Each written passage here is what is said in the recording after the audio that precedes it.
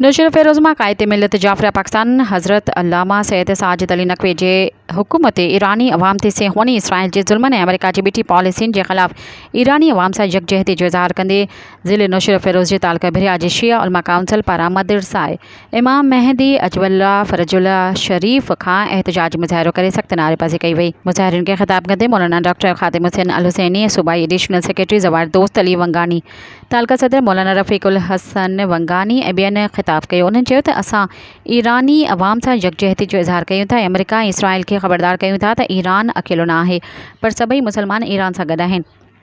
पाकिस्तान जी हुकूमत खां मुतालबो कयूं था त अमेरिका खे कंहिं बि हालत में ईरान जे ख़िलाफ़ पंहिंजी ज़मीन इस्तेमालु करण जी इजाज़त न ॾिनी वेंदी। ॿी सूरत में असां अमेरिका ख़िलाफ़ मुहाज़ क़ाइमु कंदासीं ऐं पंहिंजी पाक धरती जी हिफ़ाज़त लाइ हर क़दम खणण लाइ तयारु आहियूं। सब्सक्राइब कयो अवामी न्यूज़ HD खे ऐं ताज़ा तरीन ख़बरुनि लाइ ॾिसंदा रहो अवामी न्यूज़ HD।